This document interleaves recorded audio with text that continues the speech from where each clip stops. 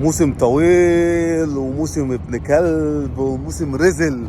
الحمد لله خلصنا على خير. انتهى بعد اعتذارنا من كاس مصر، وسيبنا الملعب لأي فرقة صغيرة من الفرق اللي مفكرة نفسها يعني بتنافس الأهلي وكده. فاحنا بنقول لكم كاس مصر قدامكم، فرصة تاخدوا بطولة في غياب النادي الأهلي.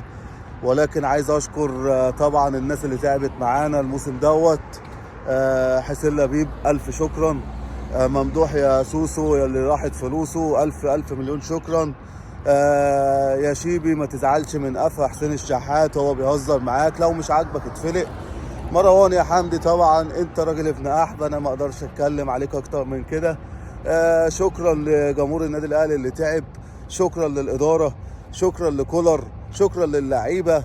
روحوا ارتاحوا، عندنا موسم يعني لسه هيبتدي برضو مليان كالعادة ببطولاتنا، وإن شاء الله نكتر من أرقامنا القياسية ومن بطولاتنا ونعزز من صدارتنا على مستوى العالم في الأكثر حصولا بطولات. إن شاء الله نقرب من ريال مدريد في البطولات القارية. إن شاء الله ال 44 يبقوا 50 كده، وأحط النجمة الخامسة بمناسبة ال 50 دوري. وطبعا يعني مش عايز أقول لكم جمهور يا أهلي بلاش تتساق ورا أي حد. روح الاستاد، شجع فرقتك، افرح. اللي حصل دوت يعني لازم نقفله، لازم تكون صفحة واتقفلت. ما تديش فرصة ابدا ابدا لأي حد يلعب في دماغك او تاخد كوبي بيست او تسخن، لان هم قاعدين ورا شاشة بيسخنوك وانت اللي بتتحبس واهلك هيجروا ورا منك. واحنا بنزعل عليك في الاول وفي الاخر لان انت يعني شاب صغير لسه مش مستوعب الحياة. ربنا يكرمنا في الموسم الجديد. وشكرا تاني للاستاذ حسين لبيب، انت راجل بركه، وانت راجل يعني خلتنا بامانه يعني فخورين بواحد مثل حسين لبيب يمثلنا في الخفاء.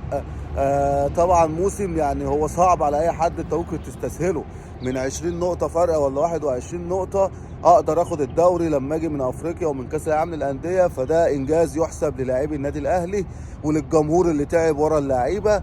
وطبعا يعني ما تستهونش بسباق واحد سابقني ب 3 4 كيلو وانا لسه يعني ما اتحركتش، واول ما اتحرك بعد ما عشمته اروح مموته نفسيا وعصبيا وبدنيا وذهنيا ومعنويا، وقضيت عليه. والحمد لله هفضل رقم واحد في القاره، وهفضل اعظم نادي في الكون النادي الاهلي.